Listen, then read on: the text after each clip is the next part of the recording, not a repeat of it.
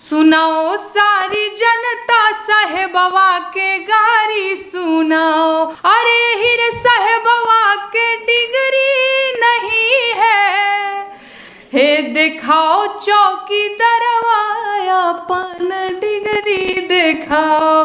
चौकी दरवा के देबो चुनी चुनी गारी, 15 लाख के वादा जे कैले 9 साल बीतल पैसा न अइले।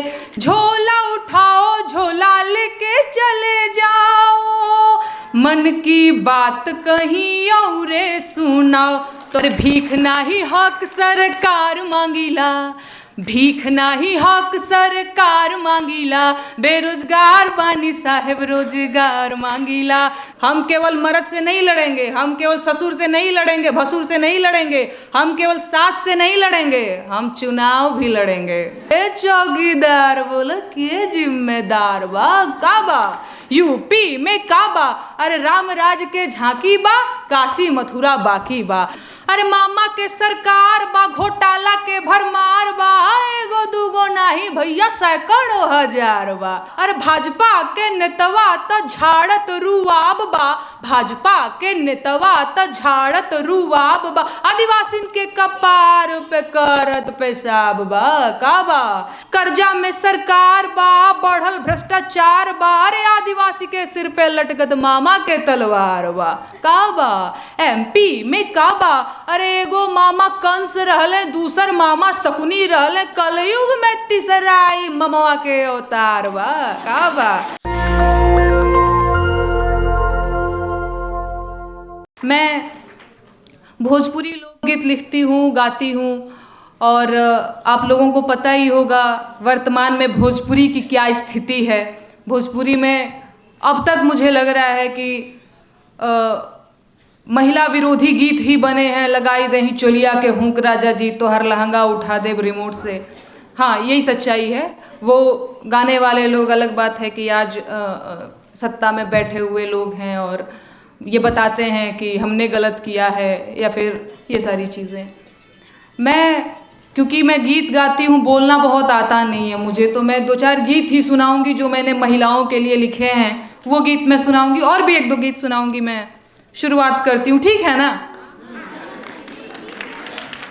अच्छा, मैं बहुत कॉन्फिडेंट देखने की एक्टिंग कर रही हूँ, पर अंदर से ऐसे हाथ हो रहा है मेरा। यही सच्चाई है, मतलब मैं ये जेन्युइन बात बोल। अच्छा, एक और बात जो मेरे मन में थी, जब भी इस तरीके से कोई महिलाओं का संगठन होता है, महिलाओं का सम्मेलन होता है, तो वहाँ जाने के लिए मैं सच में बड़ी एक्साइटेड होती हूँ। मुझे लगता है कौन क्या पहना होगा, उनका साड़ी कैसन लागत रहे, उनका हेयर स्टाइल कैसा था, उन्होंने कैसा टैटू कराया था। अच्छा, ये मेरे मन की बात है। लेकिन भोजपुरी से आती हूँ, मैं बिहार से आती हूँ, मैं भोजपुरी गीत गाती हूँ। वहाँ की गांव देहात की एक महिला जो बहुत फ्रस्ट्रेट है, उसके बेटे की नौकरी नहीं लग रही है, पति बेरोजगार है, और उसको समझ में नहीं आ रहा क्या करना है। गांव में भी 1-2 बीघा खेत बाड़ी है, समझ में नहीं आ रहा है। बस उसको इतना पता है कि 2014 में कोई आया था और बड़ी बड़ी बातें करके गया था, और अभी 2023 आ गया, कुछ हुआ नहीं। उसके मन के भाव क्या है, मैंने भोजपुरी में लिखे हैं, मैं सुना रही हूँ।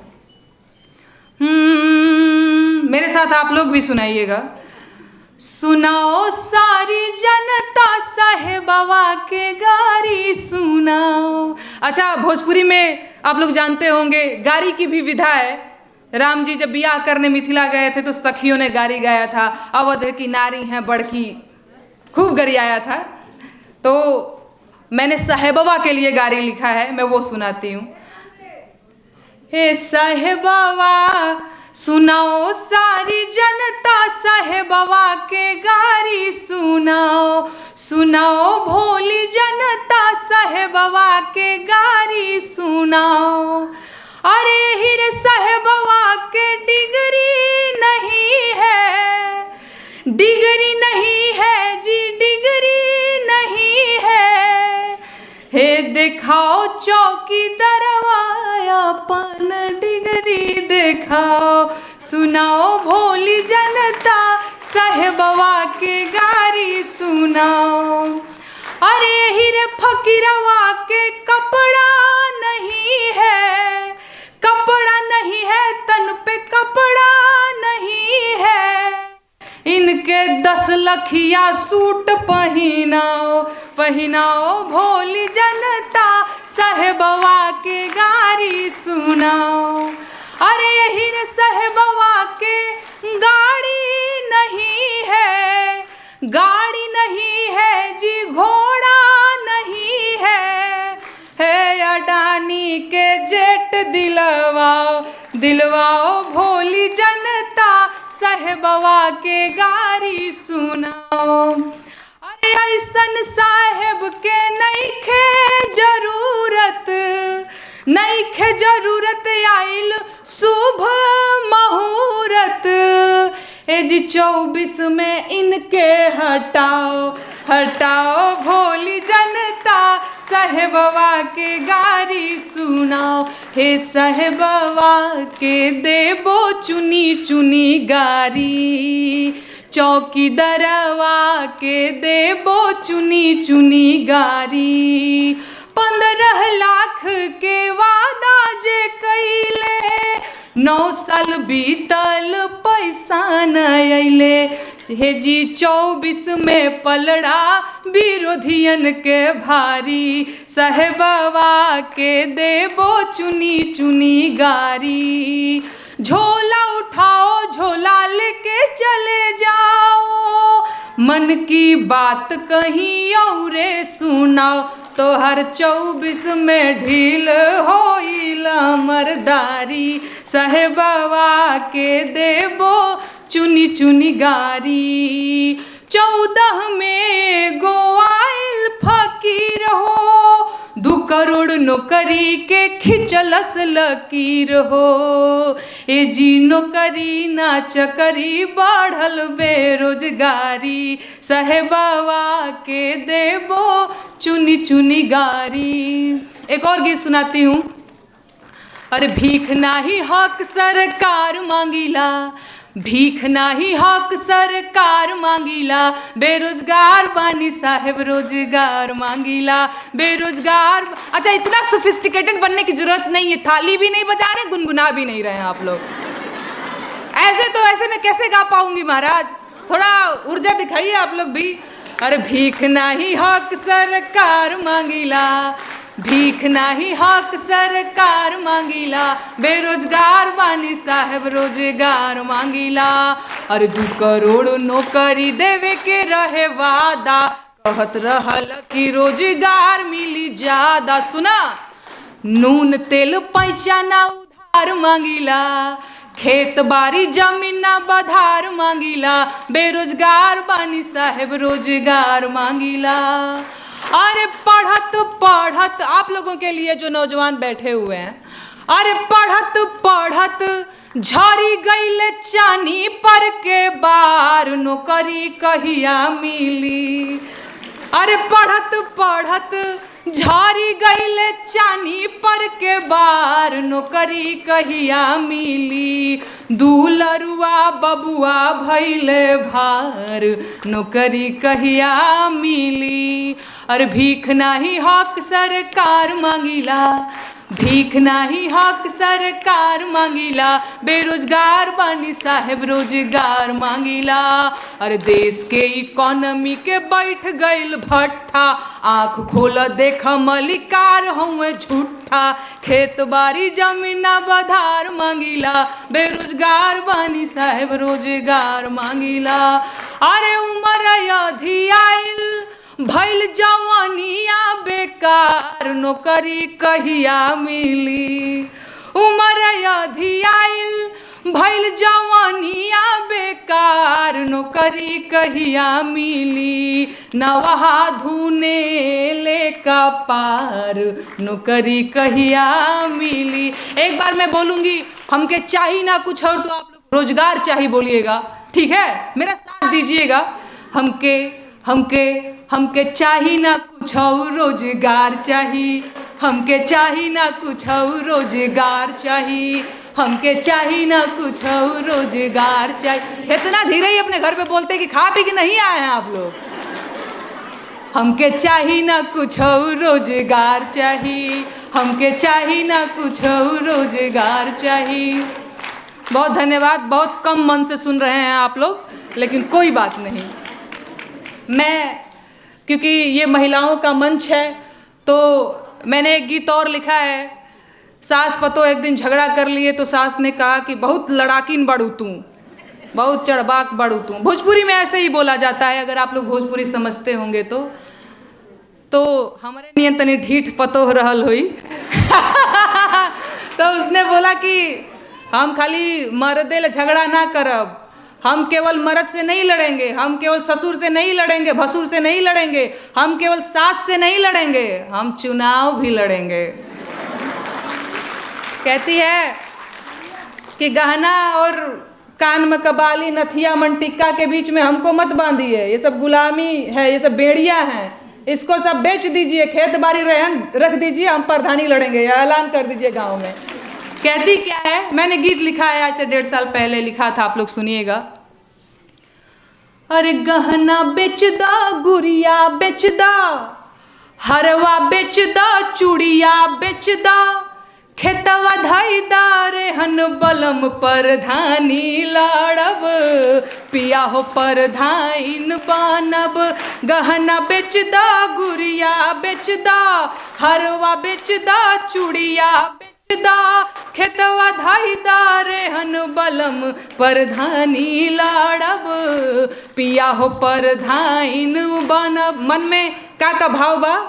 अरे जितला के बाद हमार बैंकवा के खाता चरचराई हो। सुना, गौवा जवार चाहे केतनो खिसियाई कचकचाई हो। भाव न देह भाव काल में रहब, भाव न देह भाव काल में रहब, सिल्क सड़िया पहन बलम परधानी लाड़ब, पिया हो परधाइन बनब। अरे जितला के बाद हमार, मैं थोड़ा सा भूल रही हूँ, अरे दुबर पातर दहिया हमार, देखिया कुछ दिन में मोटाई हो। अरे थरिया में मुर्गा भात निकहन के सैया सरपोटाई हो। बैठी बोलेरो परधाइन कहाइब, बैठी बोलेरो मुखियाइन कहाइब, बदली रहन सहन बलम परधानी लाड़ब, पिया हो परधाइन बनब। गहना बेचदा, गुड़िया बेचदा, हरवा बेचदा, चूड़िया बेचदा, खेतवा धाईदा रेहन बलम परधानी लाड़ब। अरे ईटा के देवाल पे, बुझाता ना भोजपुरी? अरे ईटा के देवाल पे पुट्टी पलस्तर हो आई हो, ओकरा ऊपर चूना पेंट रंगाई पोताई लकलकाई हो। नर नर नर नर नार, बदली रहन सहन बलम परधानी लाड़ब, पिया हो परधाइन बनब। अच्छा समय है ना मेरे पास? सबसे छोटे होने का फायदा यही होता है, मुझे कहा गया है कान में कि 10 मिनट तो हर एक्स्ट्रा बा। तो मैं बड़ी खुश हूँ। मैंने यूपी में काबा, वो मुझे पता था कि आप लोग जरूर सुनेंगे। यूपी में काबा मैं सुना देती हूँ। आइए, अच्छा डिमांड भी आ रहा है ऊपर से। अच्छा नहीं नहीं, बहुत अच्छा लग रहा है। मैं तो पीड़ित तो है, ये एकदम सही बात है। मैं एक बार यूपी में काबा सुना देती हूँ और इसके बाद मैं संविधान गीत गाऊंगी। मैंने मौलिक अधिकारों के गीत लिखे हैं भोजपुरी में, तो वो भी मैं सुनाऊंगी, लेकिन उससे पहले मैं यूपी में काबा सुना देती हूँ। अरे खत्म रोजगार बा, बाबा के सरकार बा, हाथरस के निर्णय जो हत लड़की के परिवार बा। काबा यूपी में काबा कोरोना से लाखन मर गईले, लाशन से गंगा भर गईले। कोरोना से लाखन मर गईले, लाशन से गंगा भर गईले। टिकठिया कफन नोचत कुकुर बिलारवा। ए बाबा काबा यूपी में काबा। अरे मंत्री के बेटवा बड़ी रंगदार बा, मंत्री के बेटवा बड़ी रंगदार बा। किसानन के छाती पे रौदत मोटर कार बा। ए चौकीदार बोल के जिम्मेदार बा। काबा यूपी में काबा। अरे राम राज के झांकी बा, काशी मथुरा बाकी बा। राम राज के झांकी बा, काशी मथुरा बाकी बा। गोरखपुर में खून से रंगल गोतल पूरा खाकी बा। अरे काबा यूपी में काबा। जिंदगी झंड बा फिर भी घमंड बा। मैं एमपी में काबा वो भी सुना देती हूँ। अच्छा, एमपी में काबा की कहानी ये है कि मेरे खिलाफ ऐसे तो मामा लाडली भांजी करते रहते हैं, लेकिन आप लोगों की जानकारी के लिए मैं बता दूं कि इस लाडली भांजी जो कितनी प्यारी सी बच्ची है, प्यारी बच्ची हूँ ना, इसके ऊपर 4 FIR दर्ज कराया मामा ने। लेकिन कोई बात नहीं, अब मामा हमारे ऊपर FIR करेंगे तो अब उनके लिए हम कोई प्रार्थना और चरण वंदना गीत तो गाएंगे नहीं, हम भी उनसे सवाल पूछेंगे अपने स्टाइल में। अच्छा याद है आप लोगों को, बहुत इतना ही प्यार बनाए रखिएगा। मैं एमपी में काबा सुनाती हूँ। अरे मामा के सरकार बा, घोटाला के भरमार बा। एगो दूगो नाही भैया सैकड़ों हजार बा। काबा एमपी में काबा। अरे भाजपा के नेतवा त झाड़त रुआब बा, भाजपा के नेतवा त झाड़त रुआब बा। आदिवासिन के कपार पे करत पेशाब बा। काबा एमपी में काबा। अरे एमपी वाले मामा जी के करतूत निराला बा, एमपी वाले मामा जी के करतूत निराला बा। अरे महाकाल, अरे पटवारी, ये जी पेंशन अब व्यापम घोटाला बा। काबा एमपी में काबा। अरे भांजा बेरोजगार बा, नौकरी के इंतजार बा। 16 माह से सड़क पे बैठल एमपी के होनहार बा। काबा एमपी में काबा। लाडली बहना शिक्षा मांगे मांगे रोजगार बा, बाकी 1000 बाटत मामा के परिवार बा। काबा एमपी में काबा। कर्जा में सरकार बा, बढ़ल भ्रष्टाचार बा। अरे आदिवासी के सिर पे लटकत मामा के तलवार बा। काबा एमपी में काबा। अरे एगो मामा कंस रहले, दूसर मामा शकुनी रहले। कलयुग में तीसराई ममवा के अवतार बा। काबा एमपी में काबा। इसमें हालांकि मैंने पार्ट 2 पार्ट 3 भी लिखा है, लेकिन मैं एक मौलिक अधिकारों के गीत सुनाती हूँ। मैं जहाँ भी जाती हूँ मुझे लगता है कि मेरे इस गीत को कम सुना गया, इसीलिए मैं जिस मंच पे जाती हूँ उस मंच पे ज़रूर सुनाती हूँ। अच्छा, कुछ लोगों को लगता है कि मैं सिर्फ जो बीजेपी शासित राज्य है वहाँ पे मैं काबा लिखती हूँ और गाती हूँ। कई लोगों को लगता है कि मैं भाजपा विरोधी हूँ, लेकिन मैं ये समझती हूँ कि जो आलोचना है वो लोकतंत्र का साबुन है। सरकार किसी की भी हो, आलोचना होती रहनी चाहिए। अगर हम आलोचना नहीं करेंगे, बस सरकार की जय जयकार और वाहवाही करेंगे, सरकार बहादुर की जय, तो भेड़ बकरियों की तरह हाँक दिए जाएंगे हम लोग। हाँके जा भी रहे हैं और आगे भी बहुत बुरा स्थिति होने वाला है। उससे पहले कि संभल जाइए और सवाल करना सीखिए।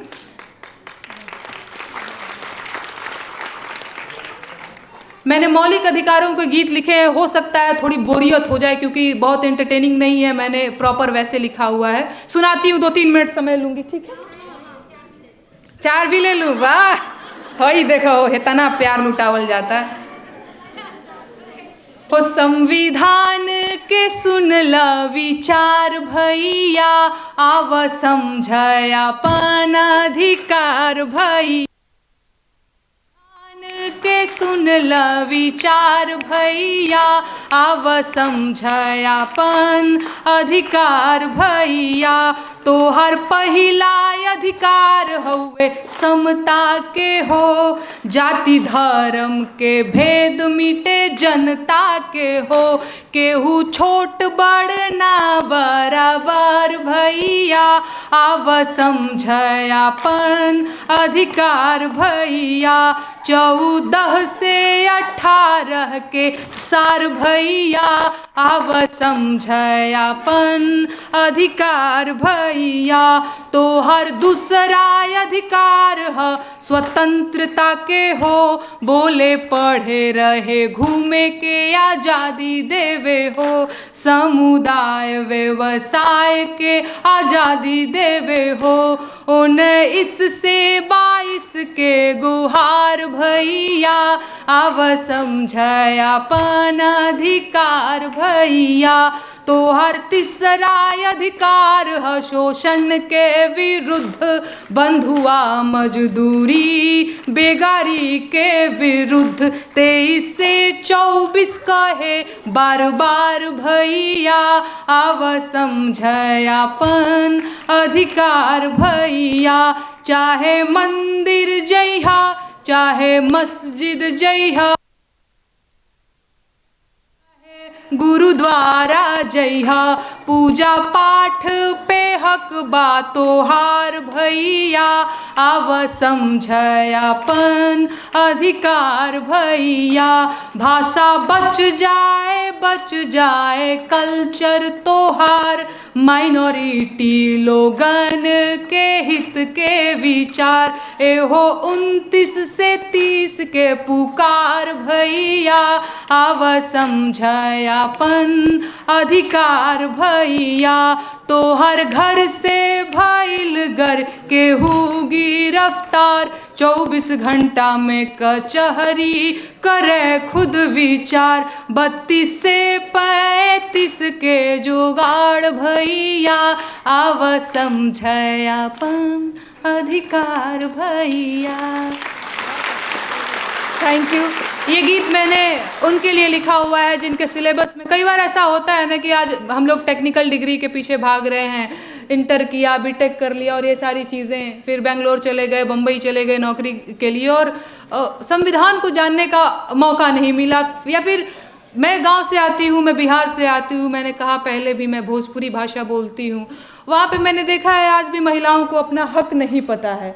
तो मैंने सोचा कि अपनी लोकल भाषा में, मैं भोजपुरी भाषा में उनके अधिकारों की बात करूं, तो इसलिए मैंने ये गीत लिखा था। बाकी क्योंकि अब ये महिलाओं का मंच है, एक और गीत सुनाऊंगी, इसके बाद मैं विदा ले लूँगी। बहुत सारे लोग इंतजार कर रहे हैं, मुझे पता है, मन ही मन सोच रहे हैं अरे अबू कि कितना बोलबू। एक और गीत मैं सुनाऊंगी, एक प्रसूता स्त्री का दर्द सुनाऊंगी, क्योंकि मुझे पता है कि स्त्रियों का दर्द गायब हो जाता है, कहीं लिखा भी नहीं जाता है यार। तो वो मैंने सोचा कोरोना लॉकडाउन के टाइम पे एक महिला ने बीच सड़क पे एक बच्चे को जन्म दिया और इसके बाद 165 किलोमीटर लंबी दूरी तय करके, मुझे नहीं पता कोरोना के आंकड़े छुपा दिए जाएंगे, क्या होगा क्या नहीं होगा, लेकिन अगर लोकगीत में उस प्रसूता स्त्री का दर्द रहेगा तो वो आगे तक चलता रहेगा। लोगों को पता, लोकगीत के माध्यम से कम चलेगा जरूर कि ये भी हुआ था कोरोना के टाइम पे। मैं एक गीत सुनाती हूँ, एक महिला का दर्द सुनाती हूँ। बीच सड़क पे एक बच्चे को जन्म दिया है।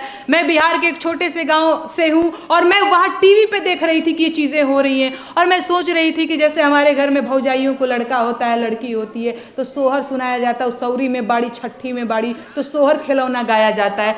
लेकिन बीच सड़क पे उसके लिए कोई सोहर खिलौना नहीं गाने वाला है। तो मैंने सोचा पता नहीं वो मेरा वीडियो देखी होंगी, नहीं भी देखी होंगी, लेकिन मैंने उनके लिए एक सोहर लिखा था। मैं सोहर आप लोगों को सुनाती हूँ।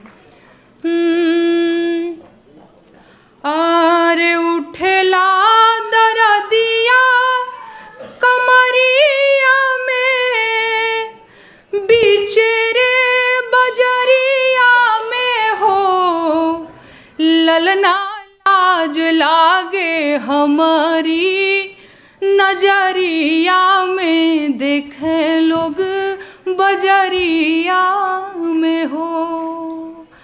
अरे अटकल परान अध जल में, अरे सभवा सकल में न हो, ललना गाढ़े विपतिया के पाल में, होरी लाजाना माल हो। राजा जी लाज लागे हमारी नजरिया में, देखे लोग बजरिया में हो। अरे अइला हो बबुआ भुखाइल, बड़ी रे खुआइल न हो, ललना पाप लागी माई कहाइल, मोर छतियो सुखाइल हो। ललना लाज लागे हमारी नजरिया में, देखे लोग बजरिया में हो। अरे उठेला दरदिया कमरिया में, बीचे रे बजरिया में, ललना लाज लागे हमारी नजरिया में, देखे लोग बजरिया में हो। अच्छा, एक और सोहर याद आ गया है, सुना दूं क्या? एकदम छोटे बच्चे की तरह कर रही हूँ ना मैं। नहीं मतलब मैं समझ पा रही हूँ कि मैं ऐसा क्यों कर रही हूँ। जब आप बैठी हो तो भाई मेरा बच्चा बन जाना ठीक है ना। एक और स्वर सुनाऊंगी मैं। अरे 2014 में बियाह भइले 19 में, गवनवा भइले 19 में, गवनवा भइले हो। ललना 6 साल भइले बियाह के बिकसवना जनमाल हो। ललना 6 साल भइले बियाह के बिकसवना जनमाल हो। बिकसवा काहे नहीं जन्म ले? अरे राजा जी साथ रहेंगे तब न कुछ बात होगी। अरे में राजा जी जापान घूमे फरवरी, फ्रांस घूमे फरवरी, फ्रांस घूमे हो। ललना बरहो मास घूमे ले विदेशवा बिकसवना जनमाल हो। और हमने बहुत जो है ओझा गुनी को भी दिखाया। अरे डॉक्टर देखैनी बंगाल के बैदा, बिहार के केरला, असम के हो। ओझैती करैनी उत्तर प्रदेशवा बिकसवना जनमाल हो। काहे नहीं जन्म ले? अरे राजा जी के गोदिया में मोर खेले कन्हिया पे, सुगा में ना चिराई चुरुंग खेले हो। ललना राजा मन भावेना, मनुष्यवा बिकसवना जनमाल हो। धन्यवाद। नेशनल दस्तक की आपसे गुजारिश है कि अगर इसको बचाना चाहते हैं तो नेशनल दस्तक को सब्सक्राइब करने के लिए रेड कलर के सब्सक्राइब बटन को दबाएं, फिर बेल आइकन की घंटी दबाएं। नेशनल दस्तक को बचाने के लिए बहुत जरूरी है कि हर खबर को शेयर करें, लाइक करें, कमेंट जरूर करें।